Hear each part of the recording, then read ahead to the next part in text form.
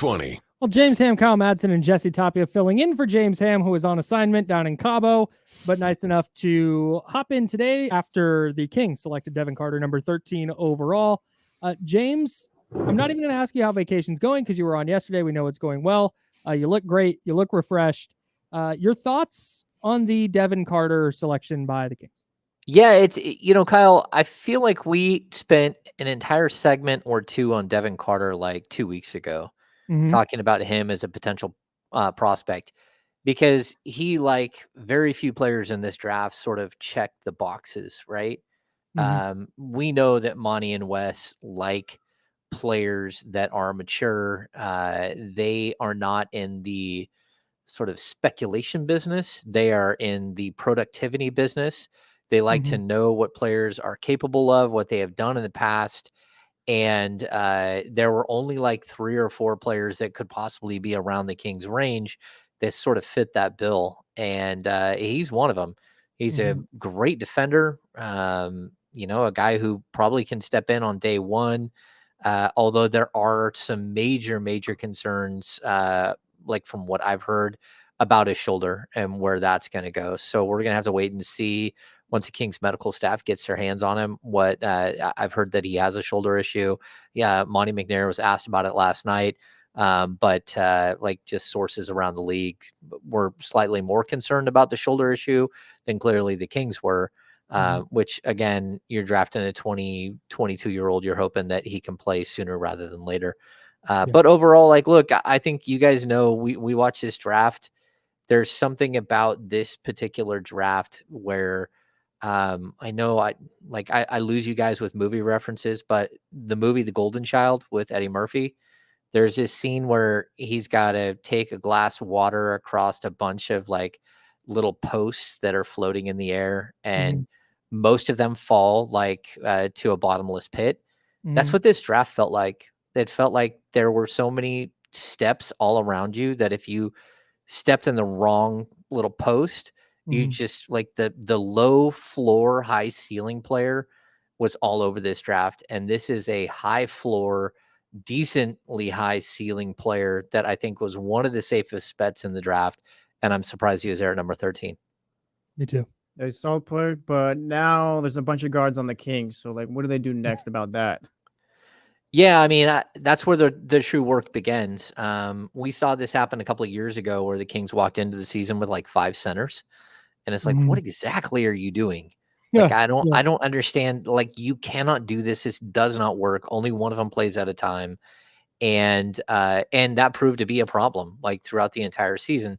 This roster hasn't been balanced for a couple of years, and you feel it like the whole time. They just don't have enough forwards.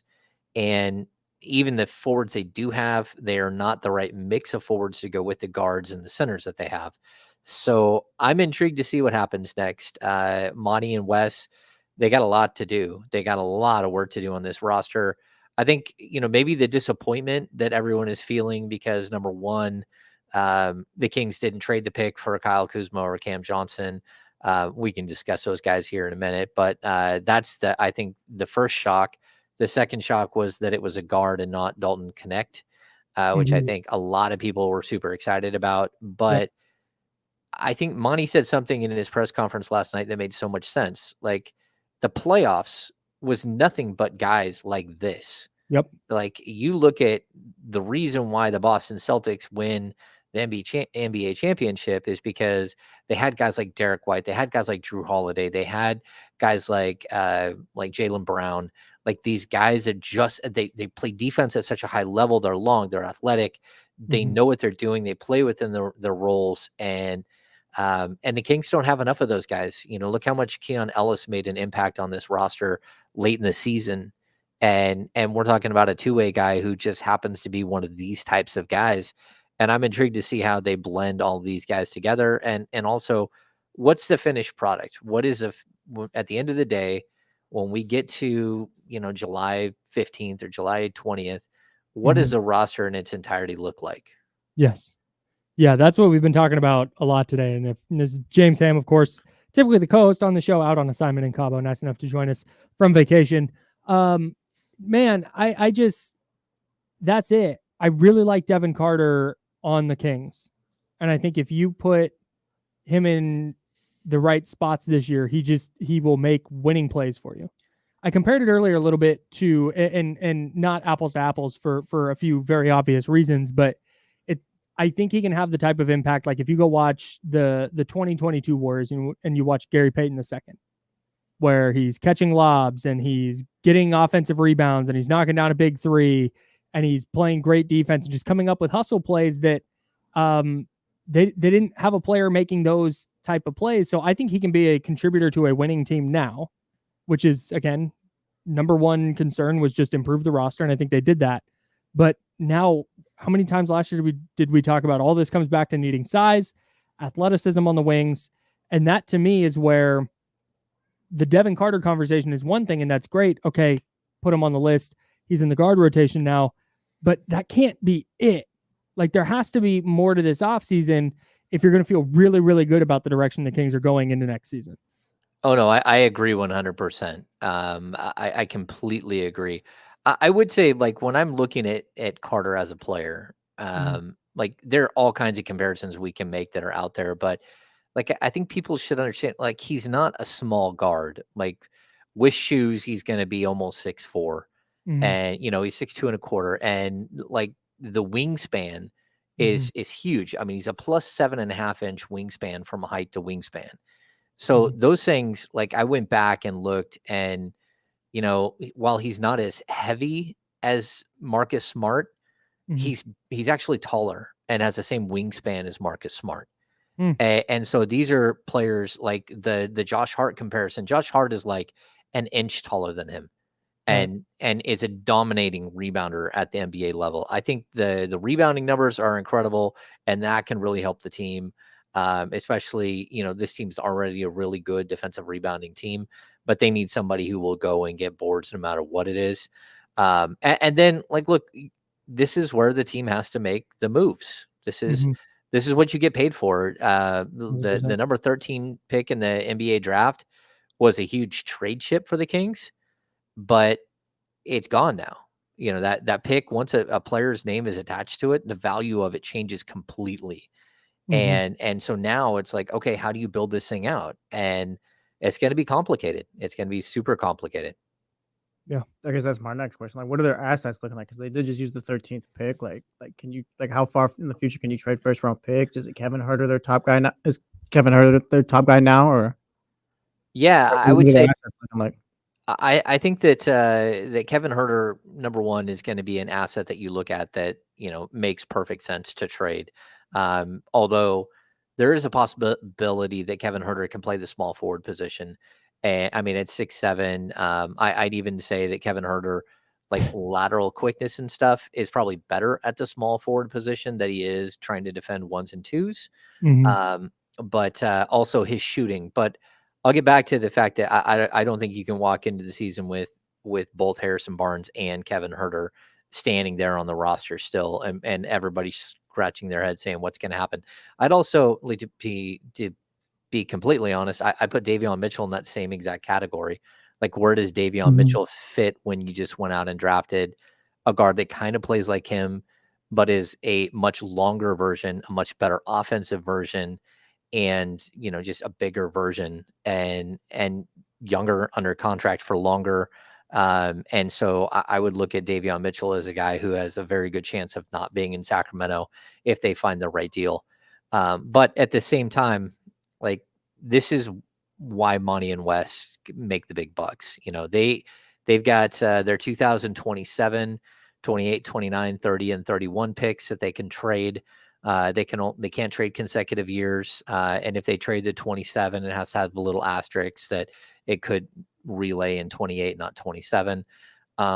So they still have assets. And I think they still have the assets to go out and get a guy like Kyle Kuzma. They just can't offer immediate help to the Washington Wizards. But I don't even think that Washington is looking at this as like the shortest term build. They know that they're in for it for a couple of years here. And so I wouldn't doubt that you can reignite whatever conversation, or that the conversation just changes now. And you're looking at, maybe one or two players. And then on top of that, you're looking at a future first round pick for Kuzma. My one concern is that with what happened on the day before the draft with Mikal Bridges, did the price go up for everybody? And then with Denny Avija getting like the ridiculously silly deal that that Portland pulled off for Denny Avija.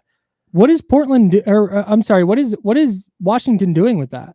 Well, I don't know, but they got 2 first-round picks for him, which to me was startling, and Malcolm Brogdon, which you can probably turn for at least 2 seconds, but maybe even a late first. He's on an expiring too, I think. Yeah, he's on an expiring $22 million deal, but that's a lot to give up for Denny Avija, and like you can like him all you want, but like if they're saying, hey, look, this is what we got for Denny, we want something similar for Kyle Kuzma. It's like, look, that's not happening. That deal isn't coming around. Nobody in the league was going to make that deal outside of Portland. So I think there is a little bit of confusion and a little bit of market inflation. And then today we're seeing a weird trend where teams are trading former first round picks for second round picks in today's draft. So AJ Griffin just got traded, but we saw it earlier too. There was one other player that they got dealt. Minnesota trying to save money, traded away. Wendell Carter. No, Wendell. Nope. Something. It was Wendell. It is a Wendell. Good name, Wendell. Yeah. Yeah. No, I watched him play at the Final Four. Hey, I have a question for you. While we're talking about teams making moves to save money, did it feel to you like the Spurs gave away Rob Dingham to keep some money open because they're working on something bigger than that? Maybe. Yeah. Just the number 8 pick for a top 1 protected pick swap in 2030 and 2031 first feels crazy to me. Kyle, that was one of the strangest moves I've ever seen. And you know what? I think it does. It speaks to this draft. It does. It speaks to the lack of quality in this draft or the lack of assurances in this draft.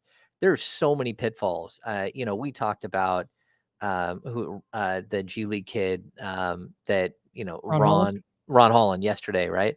Ron Holland jumped to number 5, and he's a guy that not only was slated around number 13 in most mocks, but there was rumor earlier in the day that he was falling on most draft boards. Yeah, and there he goes at number 5, and everyone's like, "Whoa, what just happened?" It just like really does speak volumes about the instability of this particular draft. Wendell Moore. There we go. Thank you, Leezy. Wendell Moore. Wendell Moore. Shout out Leezy. Yeah, shout out Leezy as well. Are they bringing in Devin Carter to be like the backup point guard? Do you think what do you think his role is going to be game 1? You got all these guards. You got Keon Ellis, and we were wondering if he was going to start. Malik Monk, what his role could be. What do you think Carter's role would be? Yeah. I think we're gonna first and foremost we're gonna have to see just sort of where the shoulder's at and how quickly he develops. So that's going to be one thing, right? If he's going to miss time and, whether it's the summer or early in camp and all that stuff, like who knows, like what his role would be. That would slightly hamper like sort of his first year. But if I'm looking at it in all honesty, I have him battling like in a 3-way battle with Keon Ellis and Malik Monk for the starting shooting guard spot opposite De'Aaron Fox, knowing that Monk is going to play like the most minutes at that position, 28 to 30 minutes. And I think for right now, that might be your 4-guard set unless Herter's still around. And then all of a sudden things get a little different. I think the cool thing about Devin Carter is that he can play the 1 and the 2. He's more of a 1/2 than Keon Ellis is. But he's also solid off the ball. He's a better scorer than Keon Ellis. He's a better scorer than probably Davion at this point too. And you're seeing a guy who has a lot of skill and can do a lot of different things. Very like multi-tooled player. So I kind of like what he brings to the table. And like the fact is, he's going to walk into the league and be a plus defender and the potential to be the best defender you have. And that's saying a lot because I think Keon Ellis is a very gifted defender. I think De'Aaron Fox is a very gifted defender. And if Davion Mitchell's still on this roster, he's a very good defender as well. Yep. That's James Ham. James, get out of here. Go enjoy your vacation. We appreciate you for stopping by and talking about the Kings. Hi, James. With us. Bye, friends. We're getting the hammer. All right, see you, Ham. Appreciate you.